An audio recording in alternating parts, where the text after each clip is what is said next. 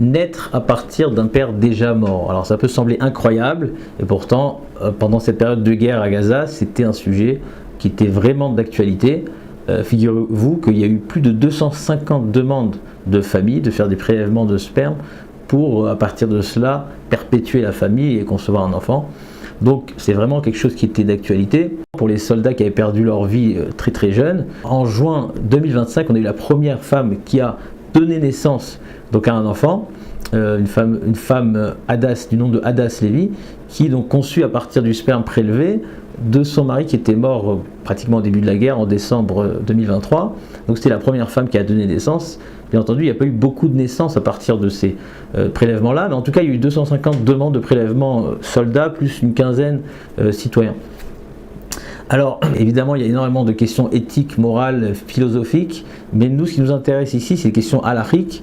D'abord, est-ce qu'on aurait le droit de faire ça? Mais dans le cadre de ce cours-là, j'aimerais parler principalement de la question de filiation, c'est-à-dire que quel lien de parenté on pourra donner à l'enfant qui va naître, donc de cette procréation post-mortem, après la mort du père, quel lien de parenté, quelle filiation pourra accorder et statuer au niveau halachique à cet enfant-là. Alors ce qu'il faut savoir, c'est tout d'abord, quand même on va dire un mot sur la légalité de ces choses-là, sur est-ce qu'on a droit de manière halachique de procéder à ce prélèvement. D'abord, ce qu'il faut savoir, c'est que même chez les nations, par exemple en France, c'est une procédure qui est plutôt interdite. Faut vraiment qu'il y ait des conditions, dans l'idée c'est quelque chose d'interdit. Le projet parental il doit être porté par des personnes qui sont vivantes. Plusieurs raisons qui sont données, déjà l'intérêt de l'enfant, protéger les intérêts de l'enfant, et il y a d'autres raisons qui sont données, c'est les complications juridiques par rapport à la Yerusha, à l'héritage. Donc il y a certaines demandes de personnes qui veulent faire ça en Espagne ou au Royaume-Uni, et par la suite demander la confirmation au niveau de la filiation même en France. Bref, dans les pays européens, c'est pas certains pays européens, c'est pas très accepté. En Israël, c'est beaucoup plus ouvert, c'est beaucoup plus libre. Alors même si avant la guerre, il y avait quand même, c'était plus compliqué que ça, et ça suffisait pas la demande de la famille. Il y a besoin d'avoir au niveau juridique, d'avoir un accord juridique pour bien identifier que c'était oui la volonté du défunt. À partir de la guerre, il y a eu une procédure quand même d'ouverture qui a permis carrément de se baser simplement sur la demande des parents, et c'était même devenu presque systématique où à chaque mort de soldat, on proposait même à la famille directement, ça doit être fait dans les 36 heures, d'accord, 36 jusqu'à 48 heures maximum, donc il y avait tout de suite, on proposait déjà à la famille si elle voulait, elle était intéressée par ce prélèvement. Donc est-ce que c'est permis au niveau de la halakha? Oui ou non? On va dire comme ça, il y a le Rav Zalman Nechemia Goldberg, lui il permet, c'est-à-dire au niveau halachique pur et dur, c'est-à-dire qu'il y a une permission dans la brochure qu'on appelle Asia, Krar Sameche, page 45, il y a le Rav Zalman Nechemia Goldberg qui crée un article où il considère qu'il y a une certaine permission qu'on peut accorder, bien entendu, à condition qu'il s'agit de sa femme mariée, et qu'il y ait le consentement de la personne qui est morte, ou qu'il y ait une estimation, une umdana, comme quoi c'était évident que ça l'intéressait. Donc à partir de là, on pourrait permettre au niveau de la halakha, il dit on peut même voir en cela une idée de chesed, une certaine forme de bonté, dans le sens où on s'inscrit même dans la logique de la Torah, dans Mitzvah Tibum, de continuer de perpétuer le nom d'une personne, le nom de la famille, de faire perpétuer et faire exister éternellement. Il y a une notion de hiboum que le Ramban cite déjà dans l'histoire de Yehuda et Tamar, donc c'est une forme de bonté, on s'inscrit dans cette idée de la Torah, et au contraire, pourquoi pas. Mais quand on ouvre un petit peu d'autres sfarim, par exemple le Sefer Nishmat Avraham, qui cite au nom de son propre Rav, le Rav Neuwirth, ici à Beit Vegan, il cite aussi au nom du Rav Mordechai Eliyahu, comme quoi c'est quelque chose qui n'est pas du tout acceptable. C'est une procédure qui ne peut pas être vraiment acceptable au niveau éthique, au niveau moral. Déjà on peut voir en cela quelque chose de contre nature, c'est-à-dire que si Hachem il a fait les choses de manière où pour avoir un enfant il faut un père, il faut une famille, il faut une cellule familiale, il n'y a pas de raison qu'on essaie de fabriquer ça à partir d'une semence de quelqu'un qui n'existe plus. C'est contre nature, ça porte atteinte à l'enfant, c'est une espèce d'orphelinat programmé, ça a des risques de suspicion qui vont porter atteinte à la réputation de la mère et de l'enfant. Et dernier élément qui sont cités plus ou moins dans les différents livres, c'est qu'il y a une possibilité de khalitsa, dans un cas où la mère enfin le père est mort sans enfant, et donc si on va créer cet enfant-là, on va perturber tout cela. Donc c'est ce qui fait qu'on aime, c'est pas très accepté, on préfère éviter ce genre de pratique-là.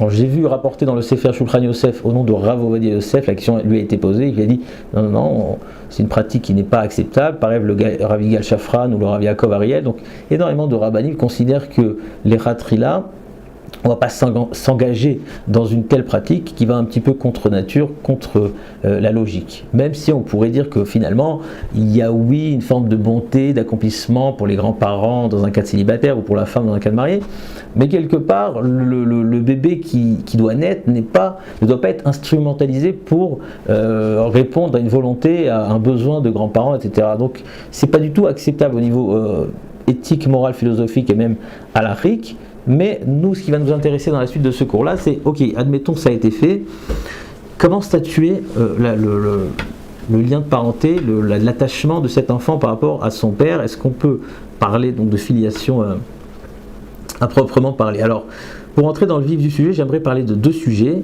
Iboum et le sujet de Yerusha. C'est-à-dire que vous savez tous qu'un homme marié qui meurt sans enfant, sa femme a une mitzvah de se marier avec le frère du défunt. Alors c'est pas seulement une mitzvah tiboum, mais c'est même un interdit. Sa femme est interdite à marier à n'importe qui tant qu'elle n'aura pas fait khalitsa. Donc elle doit choisir entre iboum et khalitsa. Et donc, alors ce qu'il faut savoir, c'est tout ça, c'est si son mari est mort sans enfant. Si il y avait un enfant, il n'y a plus de mitzvah tiboum et elle est permise au monde entier sans khalitsa. La question qui se pose, c'est qu'est-ce qu'il en est s'il n'y a pas d'enfant, mais il y a un embryon, la femme elle est enceinte. Alors la Gemara nous dit que si elle est enceinte aussi, ça dispense la khalitsa. Donc ça fait que la femme est permise au monde entier, il n'y a pas de mitzvah tiboum. Et donc la question se pose, un embryon qui va naître, d'accord, post-mortum, après la mort du père, comment considérer cela? Est-ce que ça va annuler la mitzvah tiboum ou pas? Et c'est une question qui est dramatique, d'accord, parce qu'on peut imaginer, d'accord, une femme qui a fait iboum, et iboum c'est la femme de son frère, donc si ce n'est pas pour mitzvah tiboum, c'est un interdit des chétars. Demain, on crée un enfant, elle n'avait pas le droit de faire ce hiboum, on est dans les chétars, c'est rive karet. Donc vous voyez comment ça peut être quelque chose, ça peut avoir des incidences dramatiques, c'est un terrain glissant. Et il faut statuer, il faut savoir définir, est-ce que c'est considéré comme elle a un enfant ou c'est pas considéré comme elle a un enfant par rapport à la loi de hiboum. La deuxième question qui est hyper importante, c'est les questions d'héritage. C'est-à-dire qu'aujourd'hui, le père est mort, on a fait le partage à tous les héritiers, tous les bénéficiaires. Demain, on va faire naître un enfant à partir d'une gamète prélevée du sperme ou d'un embryon congelé, peu importe. Et on va devoir redéfinir le partage, oui ou non. Mais ça peut aller très loin. Imaginez il y avait un embryon congelé pendant 10, 20 ans, 30 ans, et on le sorte, on fasse grandir un enfant, puis à ce moment-là, il vient dire je veux tout redéfinir les partages qui ont été faits pendant 30, 40 ans. On pourrait même se poser la question sur l'usufruit, etc. Donc c'est des questions dramatiques. Alors pour parler de hiboum, il faut savoir qu'il y a un Oda Biouda très très intéressant dans Even Ezer, qui nous dit quelque chose comme ça. Il nous dit que la Gemara elle considère que quand il y a une relation entre un homme et une femme, même s'il y aura la femme va tomber enceinte, mais ça prend 3 jours à partir de l'insémination pour avoir ce qu'on appelle la klita.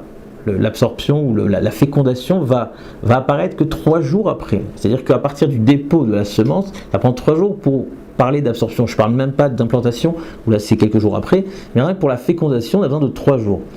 Donc qu'est-ce qu'il en est si le mari est mort avant les 3 jours? Donc il y a eu insémination, mais avant la fécondation, le mari est mort. Est-ce que c'est considéré, donc ensuite il y aura l'implantation, il y a le bébé qui va naître, est-ce que c'est considéré comme s'il y a un enfant pour enlever mitzvah tiboum et permettre la femme au monde entier sans khalitsa? Non, si au moment de la mort il n'y a rien, il y a juste un dépôt de gamètes, on ne peut pas parler d'enfant.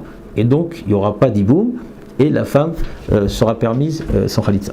Donc ça c'est une question dramatique. Le Noda Biouda considère que étant donné qu'il n'y a pas encore eu de fécondation, c'est comme s'il n'y a pas d'enfant. Alors, ce Noda Biouda est très très controversé. La plupart des poskim, le premier le Keren Ora dans les Vamot Pesaïn, il complètement ne partage pas du tout son avis. Beaucoup d'autres, comme le Shoot Rabbi Meshula Migra ou le Ratam Sofer ou encore d'autres, ne sont pas du tout d'accord avec l'avis du Noda Biuda. Eux considèrent qu'à partir du moment où il y a eu l'insémination, même s'il est mort avant la fécondation, il y a un enfant qui est en route, donc c'est considéré comme son enfant, et on ne pourra plus parler de Hiboum. Donc ils ne sont pas du tout d'accord avec l'avis du Noda Biuda. D'accord, on ne va pas rentrer dans les questions, le Keren Orah il pose 2-3 questions. Donc c'est statué dans la plupart des poskim comme quoi c'est considéré comme il a un enfant. Mais ce qui est intéressant, c'est que dans notre cas, c'est différent. Tout ça, c'est par rapport à l'insémination, le père qui est mort après l'insémination, avant la fécondation. Chez nous, c'est pas ça le cas. Chez nous, il est mort, et ensuite, on parle d'insémination artificielle à partir d'une gamète ou à partir d'un embryon qu'on va transférer. Donc là, on est carrément après la mort. Tout se passe après la mort. Tout se passe, on insère dans le corps de la femme uniquement après la mort. Là, tout le monde serait d'accord avec ce que dit le Noda Biuda, c'est qu'on ne peut pas parler, on ne peut pas défaire le hiboum. On ne va pas dire, au moment de la mort, il n'y avait pas d'enfant, donc il y a hiboum, et sans khalitsa, elle est interdite. À partir du moment où on crée un enfant, hop, il n'y a plus d'hiboum. Et si elle s'était mariée avec son beau-frère, c'était du karet pendant 2 ans, 10 ans, 20 ans, etc. C'est impensable de dire qu'en fonction de ce qu'on fera après, on va remettre en question le hiboum. C'est quelque chose de complètement absurde. C'est tellement absurde que ça nous pousse à dire qu'on doit définir hiboum à partir de la mort. Et alors, même si vous allez dire oui, mais c'est-à-dire quoi? C'est peut-être impensable parce qu'aujourd'hui on a des situations impensables. Et finalement, j'arrive à remettre en question les choses parce que j'ai créé un enfant qui est l'enfant de son père après. Alors, dans hiboum, de manière propre à hiboum, il y a une idée toujours d'Arké Noam dans Yevamot. Alors on trouve ça pas dans ce contexte-là, plutôt dans le contexte inverse, c'est-à-dire qu'une femme qui est interdite au hiboum lors de la mort, par exemple dans un cas de Achot Isha ou d'autres cas, on ne va pas rentrer dans les détails, même si après l'interdiction disparaît, le hiboum ne revient pas. C'est ce qu'on appelle Neesra, c'est-à-dire que le hiboum il est statué au moment de la mort. Pourquoi? Parce que Darké Noam, les voies de la Torah doivent être des voies agréables. On ne peut pas faire changer les choses en fonction des changements de circonstances. Donc on pourrait se baser sur la même idée pour dire que si à partir de la mort il n'y a pas d'enfant, donc le hiboum il est déclaré, il est déclenché, on ne peut pas remettre en question cela à partir du moment où on va réussir à créer un enfant basé sur des gamètes. Ça c'est concernant le hiboum. Alors vous pourrez aller plus loin et me dire oui, mais il y aurait une différence entre si je me base sur du sperme ou si je me base sur un embryon qui avait été préparé et congelé du vivant du père. C'est que là, je peux me dire, il y a le docteur Green, il écrit un Mahamar dans Troumin Lamed où il veut dire oui, mais si c'était un embryon qui était déjà présent au moment tant que le père était encore en vie, donc là, c'est pas la même chose. Là, ça s'appelle qu'il y a un enfant. Juste qu'il n'a pas encore été inséminé dans la femme, inséré, transféré dans la femme.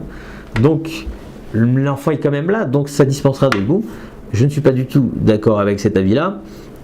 Moi, je considère qu'à partir du moment où l'enfant n'est pas encore inséré, transféré dans le corps de la femme, ça ne m'intéresse pas que le blastocyte, il existe, il est déposé dans l'hôpital, congelé dans des frigos à l'hôpital, ça ne m'intéresse pas du tout. Pour moi, on ne peut pas parler du tout d'enfant qui est en cours, qui est en procédure de développement, d'implantation et de développement. Donc, concernant le hiboum, je pense que à partir du moment où, au moment de la mort, il n'y a pas d'embryon en cours de développement dans le corps de la femme, on ne peut pas parler d'enfant, et donc il y aura mitzvah hiboum. La deuxième implication à la hyper importante, c'est Yerusha. Donc c'est la même question que l'hiboum, c'est-à-dire qu'au moment de la mort, il n'y a pas d'enfant, donc on fait le partage, demain on crée un enfant, qu'est-ce qui se passe? Alors il faudrait se poser la question déjà, comment définir la Yerusha dans un cas où la femme est enceinte, dans un cas d'un embryon qui est dans le corps de la femme? Alors, on a une marloquette dans Yevamot, est-ce qu'un oubar hérite, oui ou non, dans le ventre de la femme? La nafkamina, la conséquence à la rik, c'est par rapport à la trouma, c'est-à-dire que si le père est Cohen et qu'il a des esclaves, est-ce que les esclaves vont manger de la trouma? Parce que si le oubar a hérité les esclaves, un oubar Cohen, un embryon Cohen, ne permet pas de manger la trouma. Alors que si le oubar n'a pas hérité, donc c'est des autres frères qui ont hérité, ils vont permettre de manger la trouma. Bref, on va pas entrer dans les détails. Mais dans l'idée, on a une grande marloquette, et la halakha, c'est que le oubar n'hérite pas. L'oubar n'hérite pas, et donc les esclaves vont manger la trouma. Mais alors quand on dit il n'hérite pas, ok, c'est tant qu'il est dans le ventre, mais à partir de sa naissance, il va sortir du ventre. Est-ce qu'on va redéfinir le partage? On va devoir rediviser? Oui ou non? Il n'hérite pas à l'intérieur du ventre, mais qu'est-ce qu'il en est dehors, une fois qu'il est sorti? Alors c'est vrai qu'il y a un Lechem Mishneh qui veut dire que non, une fois qu'il n'hérite pas, il n'hérite jamais, mais tous les poskim, c'est pratiquement une Gemara Meforeshet, que non, on est forcé à dire, c'est une Gemara dans Babatrak ou même bête, qu'une fois qu'il est sorti du ventre, il hérite. Et là la question se pose, mais ça veut dire quoi? c'est une question dramatique, c'est-à-dire que si, au moment de la mort, on a fait un partage, donc on a partagé, ça y est, on a dilapidé le patrimoine, chacun a pris sa part, ça appartient plus du tout au père, ça appartient aux enfants. Donc comment c'est possible qu'une fois que l'embryon sort du ventre, enfin le bébé naît, il va pouvoir sortir de ses frères ou des bénéficiaires, des différents bénéficiaires, les différents héritiers, redéfinir le partage. Mais c'est fini, ça n'a plus rien à voir avec le père, ça a été partagé. Comment on arrive à faire cette contradiction durant la période de grossesse, il n'a pas d'héritage, entre-temps le père il est mort, une fois qu'il va naître, on redéfinit l'héritage. Donc c'est une question qui est posée par pas mal d'Acharonim. Le Sefer Marchéchet, il veut dire à partir de là que oui, mais quand il naît, en fait c'est rétroactif. L'embryon, tant qu'il est dans le ventre, n'hérite pas. Mais une fois qu'il est, en fait, on redéfinit qu'à l'époque déjà il avait hérité, il y a quelque chose de rétroactif. Alors c'est très difficile de lire ça, dans Tosfot on voit clairement que c'est pas rétroactif. Donc la question revient, comment on arrive à faire comment on arrive à gérer cette contradiction-là. Alors il y a deux manières d'expliquer. La première manière d'expliquer, c'est à partir de ce que Rav Chaim de Brisk nous dit que quand on dit qu'un oubar, un embryon, n'hérite pas, c'est pas qu'il n'a rien à voir, qu'il est complètement disqualifié de l'héritage. C'est qu'il n'hérite pas dans le sens, il n'a pas de forme d'acquisition, on ne peut pas faire acquérir quelque chose à un oubar, donc au niveau technique, au niveau financier, il ne peut pas avoir une forme d'acquisition, de partage sur les biens, alors qu'il est encore à un statut d'embryon. Mais au niveau du shem, au niveau du statut, au niveau du nom, il a oui un nom d'héritier déjà à l'intérieur du ventre.